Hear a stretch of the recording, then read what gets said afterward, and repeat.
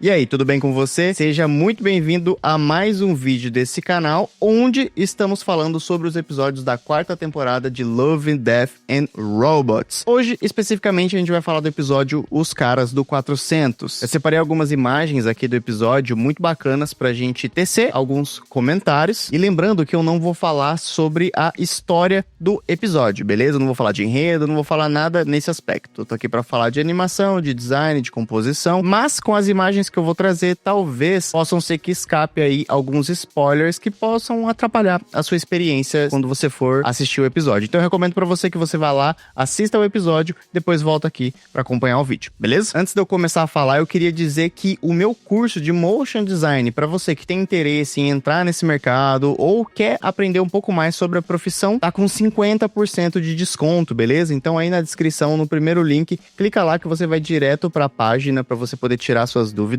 e os 50% de desconto já vai estar aplicado, beleza? Então se você tiver interesse, dá um pulinho lá. Pra gente começar a falar do episódio, é legal de dizer que esse episódio é feito pela Passion Animation, tá? A Passion Animation é um estúdio que é uma variação, né? Um grande agregado da Passion Pictures, que é uma produtora de filmes aí. Então já é importante dizer que os materiais que são produzidos, né? As peças, as obras que são produzidas pela Passion Animation, na grande maioria circulam ou no cinema ou na televisão, aí em formato de série, em formato de filme, em formato de episódios de alguma coisa, ou até mesmo open titles, que eles têm alguns trabalhos relacionados a essa área. Então, eles não são um estúdio que normalmente está trabalhando aí na publicidade, apesar de ter alguns trabalhos que já foram direcionados para esse caminho, mas são uma grande exceção aí do estúdio, né? Então é um estúdio muito focado em fazer projetos para cinema e televisão. E outra coisa muito interessante de dizer sobre esse estúdio é que eles já fizeram outros 2 episódios de Love and Death and Robots. Fizeram lá o episódio Zima Blue e fizeram o episódio Gelo. Se você assistiu esses outros episódios, já dá para perceber a característica artística que se tem nesses 3 episódios, tanto o Zima Blue quanto o Gelo, quanto esse episódio Os Caras do 400. E isso funciona muito bem, tá? O episódio realmente tem a total estética de composição, de animação, de design dos outros episódios, tanto o Gelo quanto o Zima Blue.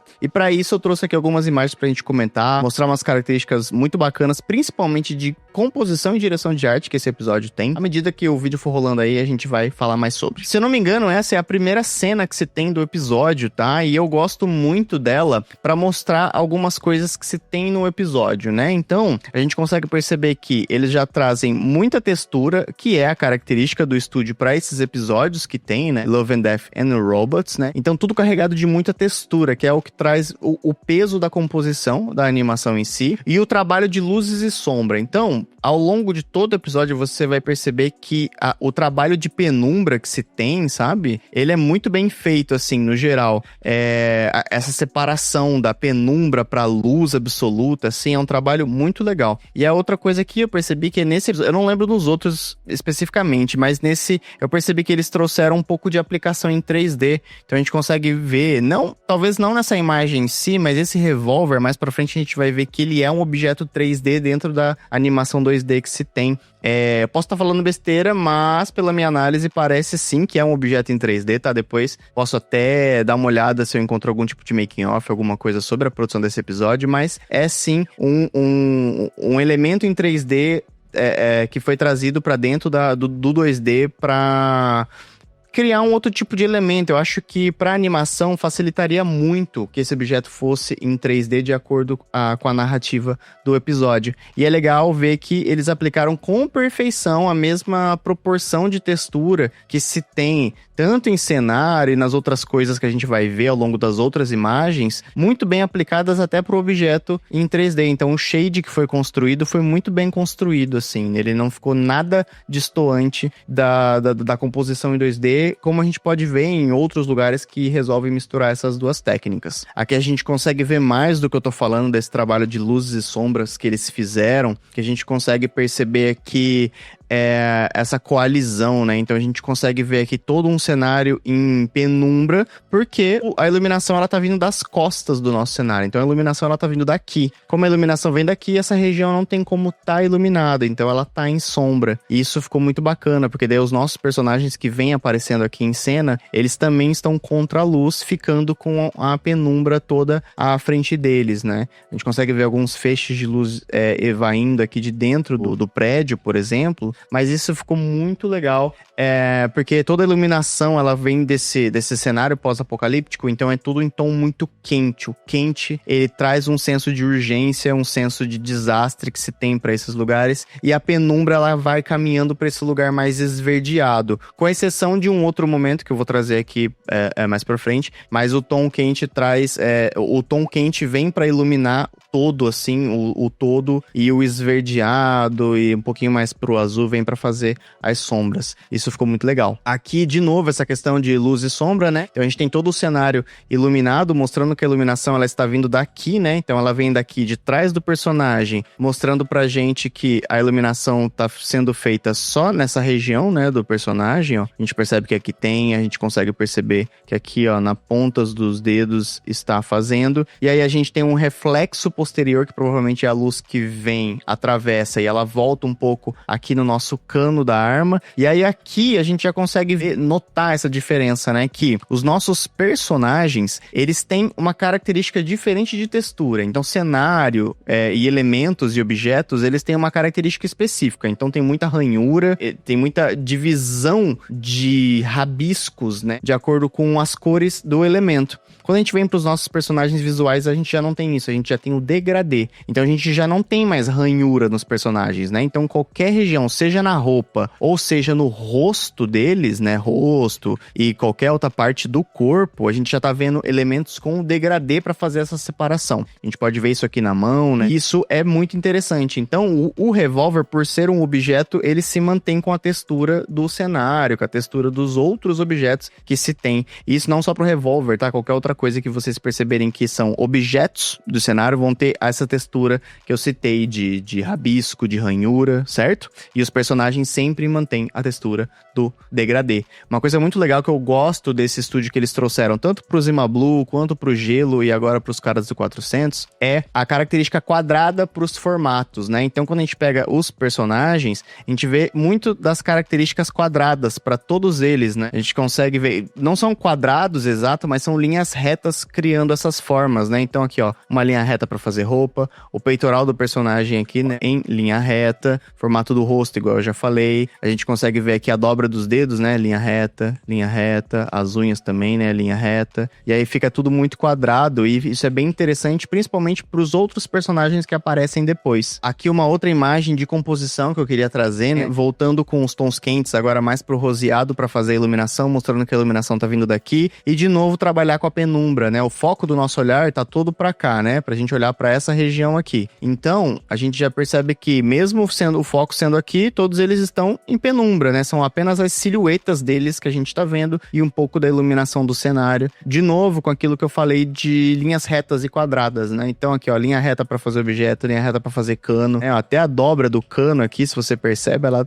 tem a linha reta e a gente azulejo, né, para não deixar mais reto possível, ainda já tem objetos que são em formatos muito quadrados, complementando aquilo que eu tava falando de fazer tudo muito em linha reta para composição de tudo que a gente tem aqui. Aqui eu tenho outro exemplo também dessa questão que eu tô falando das linhas retas, né, que a gente já viu os personagens, então a gente percebe que os personagens também mantêm suas linhas retas, e aí aqui é uma coisa muito legal que a gente sabe que a sombra ela tá vindo bem de cima, a sombra ela tá vindo aqui de cima, ó. A gente percebe que tá vindo daqui, só que ainda é muito interessante, porque o nosso personagem não tá com luz no meio dele, mas mesmo assim a gente tem a sombra projetada pra trás. E isso ficou muito legal, né? Apesar da gente, se a gente para pra prestar atenção, a gente vê que ainda assim, né, a luz tá vindo daqui, porque a gente vê aonde tá a ponta projetada e vê aqui onde tá a cabeça, então a luz tá vindo nessa linha aqui e o nosso personagem aqui não tem nenhum tipo de luz aqui na frente dele pra poder projetar essa sombra aqui. Só que agora, a gente vendo essa linha reta, eles optaram por isso, né? Então, até onde tem luz, que é aqui, ele tá projetando, tá vendo aqui? Aqui tem luz no peito do personagem, então se você seguir numa linha reta, ele projeta a sombra até aqui. A partir do momento que logo no abdômen já não tem mais luz, na sombra não tem luz também. Isso ficou engraçado, isso aqui não é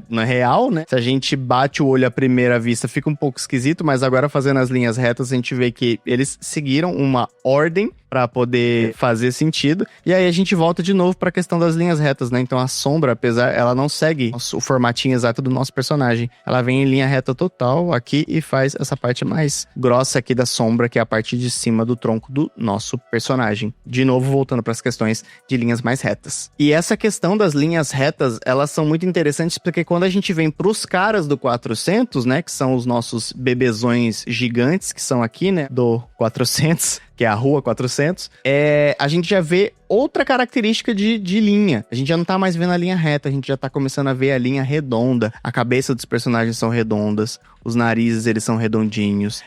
Os formatos, ó, o peito dele aqui redondo, formato do braço com linhas que fazem curvas e não retas, que vão fazendo quebras, né? Olha aqui embaixo na perna, curva, curva, curva, curva. E isso ficou muito legal, porque todas as partes dos bebezões do 400, eles são redondos. E isso foi uma escolha muito legal de se criar esse personagem, porque tecnicamente eles são os vilões, né? Então a gente vê essa outra característica diferente dos seres humanos e do cenário e de tudo, né? Isso, inclusive, até pra mostrar que eles não são desse planeta, né? Que na história, que eu me lembro, tem alguma coisinha falada que eles não são desse planeta, por isso que eles estão atacando e tudo mais, enfim. E é legal eles terem essa característica já redonda. E agora, falando da segunda escolha de composição, né? A gente tinha muitos tons vermelhos pros esverdeados nas sombras, azulados na sombra, né? Pra mostrar essa urgência, esse perigo, esse caos que toma o ambiente, muito por causa dos bebezões. E aí, em certo momento da história, eles apresentam aí uma nova proposta de poder que vem ali dos seres humanos, e essa proposta, ela vem azul pra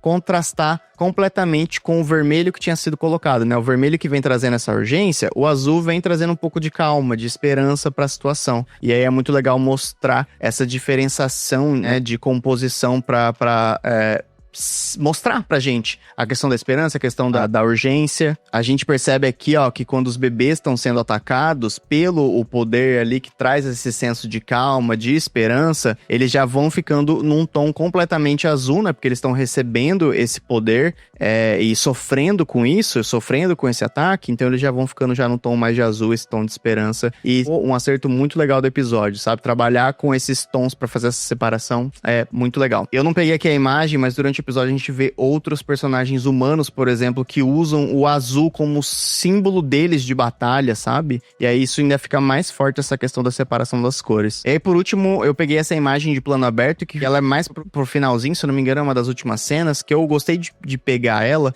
pra gente ver de novo a nossa questão de cor, que mesmo pro final da batalha, que a gente não sabe o que foi, né? E, na verdade eu sei porque eu assisti o episódio, mas a gente não sabe aqui o que aconteceu, mas que a batalha aconteceu neste ponto aqui, ó, do nosso cenário, tá vendo? Ela aconteceu aqui nesse ponto pra algo que tá destruído há muito, muito tempo, em grande escala, né? A gente percebe que todo esse cenário, ele tá destruído e é legal de ver esse estilo de composição, de novo baseado em linhas retas, né? Que apesar da gente ter um círculo aqui, ele é feito de prédios que têm todas as suas estruturas retas. Quando a gente vem para esses dois vulcões que tem aqui, ó, eles também seguem linhas retas, muito interessante. E aí a única coisa que a gente tem que não é reto, né, em formato de composição reta nesse cenário, é o Sol. Então o Sol, ele segue esse padrão dos bebês, né? Então, dando a entender que assim como o Sol não tá na Terra, os bebês também não são da Terra. Isso ficou bem legal. E aí, falando de animação, um episódio excelente. Tanto quanto o episódio Gelo, quanto o episódio Zima Blue, com essa proposta de composição, com esses personagens bem caricatos, né? Que eles têm braços muito alongados, pernas muito alongadas, tem um diagrama de animação de personagem diferente. E sempre acertado. Todos esses episódios e